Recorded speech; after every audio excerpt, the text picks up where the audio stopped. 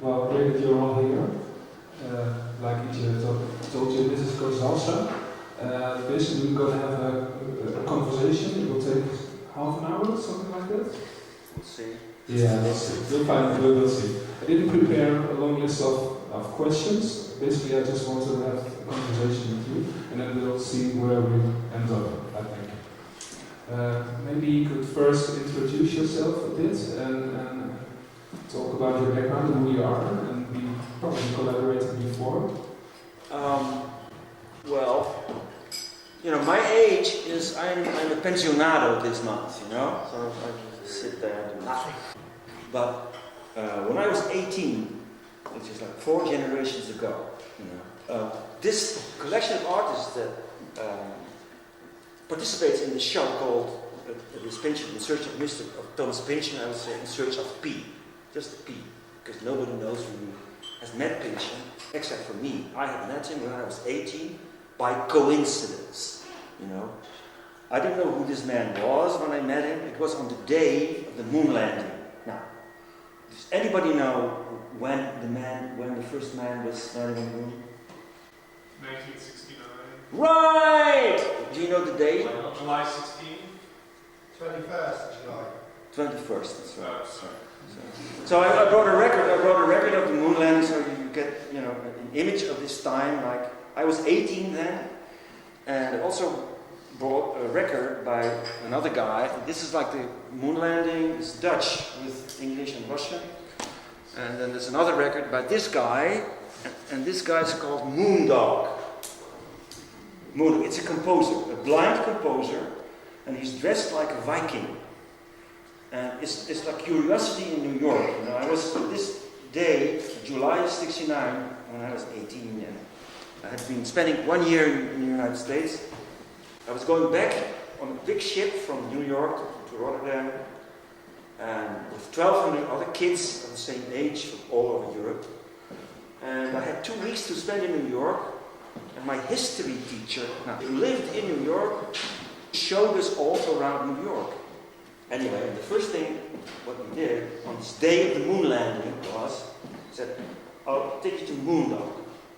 Moondog walks on Broadway, this guy walks on Broadway, like dressed up like a Viking, a really tall man. He's a composer, he's blind, and he's just brought out this record by CBS, and he walks in front of the CBS building protesting against the moon landing. You know, this teacher showed us this guy, and he said, oh, this guy's talking like this. He said, oh, who are you? From Holland? Well, I have to tell you, the first thing I have to tell you is this moon landing is a fake. It's a conspiracy. It's a Zionist conspiracy, and it's done in the Hollywood studios by the Warner Brothers. And I protest against it because it's fake. They never go to the moon. They never show up on the moon. So we said, well, how can you know? You're blind. You can't even see it. Well, if you want to know more about this conspiracy on the moon landing, you have to go to talk to Mr. Pynchon, who gives a lecture in the Greenwich Village in a club called Moi. So, and this teacher, that showed us around, said, I know where it is. We go there right now. So, and then we went to this club, and there's like Woody Allen. I knew Woody Allen, and there were a few people speaking about the moon landing, and they hoped it would be not used like for war, but it was used like a peaceful enterprise, you know. This was called the Rainbow Coalition, because the rainbow actually, where's my picture of the rainbow? Up here. The rainbow was a sign of peace at this time, in the 60s.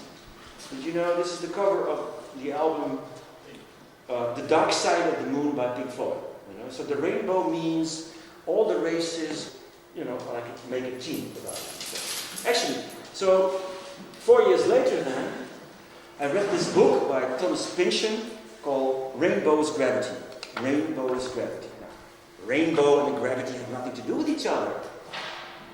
The rainbow doesn't have any gravity. So I tried to find out what does this guy mean by gravity's rainbow. And I never found out, because it's like 700 pages, and it's about Nazis, and it's about the space program, and migration. So I forgot about it. And until last year, May, when you called me or wrote to me and said, well, I'm trying to doing a show about Thomas Pynchon, So it all came back. 50 years later, 40 years later, 45 years later. So this is how I introduce myself. That's why I'm here. Okay? I wonder, if you look at this installation you made here for this exhibition, could you maybe tell us a little about that and the link you made? Because you're all referencing Joost Zwagerman, a Dutch writer, who unfortunately died last year. And you somehow connect him with Pynchon and with comics like Tintin. And how does this work for you? Yeah, well, first,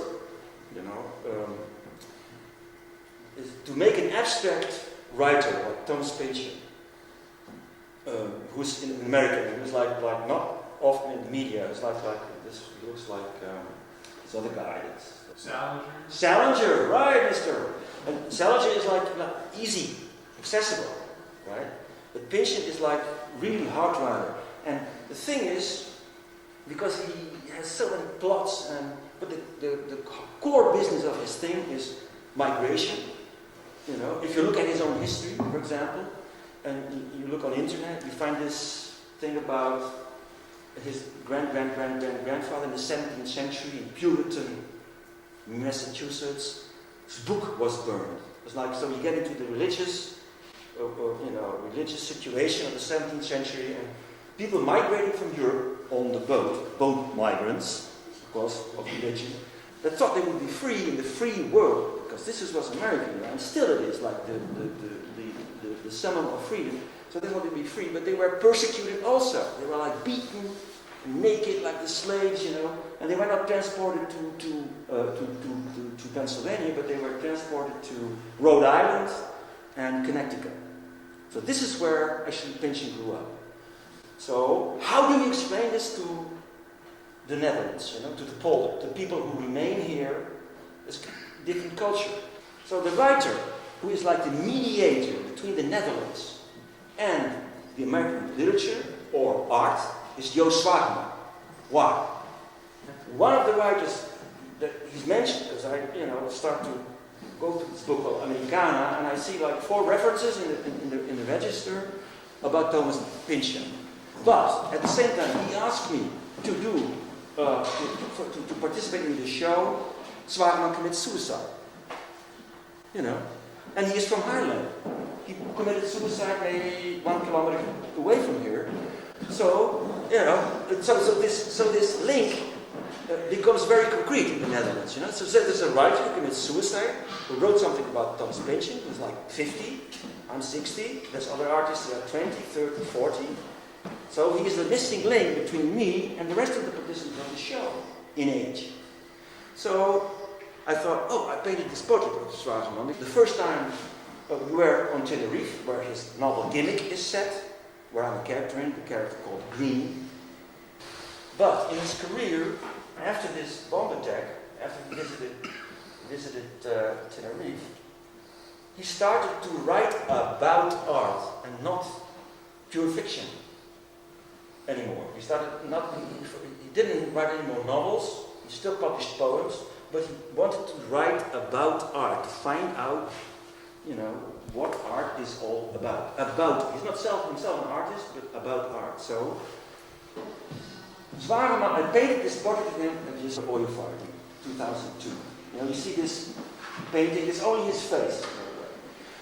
On the next picture, you see this picture, you see his face, I'll go there, point out to him. This is 1995 dinner table, also on Tenerife, where was this photographer who took the picture. This is Rob Scholte. He was cardboard 1 year before, in 1994. So we sit here on Tenerife, and this is me. I'm working with Scholte, who's also playing a role in the novel Gimmick by Zwagerman. Here's Zwagerman with his ex-wife, who was just pregnant for her first child, and they came to Tenerife just to visit and be there and have the atmosphere. This is the wife of ex-wife of Scholte, Micky. This is the mother of Micky. This is the massage girl of the photographer Scholte. And this is the gallerist that he had a show with, and this is the gallerist's wife. So this is how I try to make this story about Pynchon, like bring it back to here. Photograph is taken by another character of the novel Gimmick, Paul Blanca. He's a drug addict. He plays the character Moreno in the novel Gimmick. Now, what is this? This picture is like a group of people. This is me, for example. This is Peter Giele, who was the Roxy discotheque builder. This is Max Hasfeld, whose birthday party this was. The 20th of July, again, the day of the moon landing, only 1991. What did he do this day? He invited like 30 people, all real estate people, and a few artists. We flew to Maastricht, where you have like Disneyland, but then Tintinland. A big dinner party, and he got a present, and he got this rocket. This rocket from Tintin, rocket to the moon. But so, this is Tintin, and I still see this Hasfeld, this guy here, walking from Tintin with a big rocket under his arm, you know, like that. So these things, on a Dutch level, they are for me the documents of this Pynchon guy, who actually writes, who actually I met on the day of the moon landing. And actually, if you go to the hardcore of what he writes about, is like the rivalry, the conspiracy in the Cold War time between the Russians and the Americans. Who is the first man on the moon? Crazy. Good. Shall I turn some music on? Yeah. Well, one more question maybe. I wonder about this video. Oh, this video. I was interviewed about an old professor of mine in Amsterdam, you know, and he was gay, you know. But, and I'd written about it as a criminologist. I'd written about like street interviews on the topic of being gay. So I was invited by this professor in Amsterdam, and I met him in 1974 when I was reading this novel by Pynchon. And he looks through my manuscript and says, "This is not about homosexuality, this is about mathematics." So, yeah, that's what my work is, you know. I'm not really a criminologist, I'm a research criminologist, so I design programs to process material. So, I never got along with this man to become like a PhD, you know. And his biography came out. So, and this guy who interviews me wrote the biography. But I wanted to have it in it because it links all these pictures together. One more question, I think it goes too far, but I wanted to ask you nonetheless. That you participated in an early project together with Marion van Wijk, who's in the audience here, and you extensively did research about Basham Abe. And I wondered, is there somehow a connection between Basham Abe and Thomas Pynchon? Yeah, it's the biographical approach. So, also because of this Cape Cod thing. Well, that's a coincidence. Is it a coincidence? Yeah. Well, yeah, see, there's always the question about necessity, things that are necessary. People say, oh, coincidence doesn't exist. But the word coincidence exists. This is my favorite answer. Maybe coincidence does not exist, but the word exists. And later on in your life, when you look back, you start to discover the pattern of coincidences that makes the necessity of your life. That's the interesting thing about biography. So, Marion and I, so we wanted to get, like, we are the same generation, more or less. And we were, and this time in the 80s generation of artists, you know, where all these weird things happened. People got blown up, people got junkies, people got, you know, discotheques blew up, you know, all these things in Amsterdam, right? So we started to talk, and then we said, well, we have to get out of this generation. Why not, you know, see what was before the 80s, in the 70s, you know. I didn't know anything about it, she knew something about it. And she was like into Basham Abe. She had a girlfriend that had a boyfriend that knew Basham Abe. And so, yeah, well, let's do that. And then I started to read these books about this Basham Abe. The same happened with this picture. So I know this guy from somewhere. This picture I've seen before, you know. And then all of a sudden, Basham Abe, right. I met him too. I met him on the campus of Irvine University in California, between San Diego and LA, where I was for exactly this computer linguistic research methodology. So I wasn't there because of him, but he was there in the arts department of the same university. And I was there to study video material of people waiting in line on the main airports of the world. Hong Kong, Frankfurt, Los Angeles. And there was like a huge audiovisual studio, and all the students were looking at people waiting in line at the counter to see how waiting in the world is done as a thing, people waiting in line. That's a sociology. You have to wait on your turn. And in a corner of the studio, there was a table like this with a vase with flowers. Yellow, red, blue. I looked at it and said, it looks familiar, somehow, tulip, tulips, primary colors, Mondrian or something, So I asked this teacher of mine, Harvey Sachs, I asked, what does this thing do? Well, he said, the students also, we share this with the art department, and this is made by a Dutch guy, right, by a Dutch guy like you. And his name is Basjanare. Well, why don't you come to the faculty meeting on Friday and you can meet him? So this is a coincidence, right? So we shook hands. Basjanare, we shook hands. And, I remember he had a deep voice, and he was a very fragile kind of looking guy, and that was it, That was it. But 20 years later, Marion, I see this book, I see the same thing of flowers called Primary Time. It's the same image. It was a work of his. So this is how there's a parallel between Pynchon and in my life between Pynchon and Basjanare because of the biographical approach of an artist. And it's more than a coincidence that you're... It's not. They don't have anything to do with each other. Besides that, they are both in the States. But this is like, called an internet link. It doesn't mean anything. It's like, okay, they're both in the States.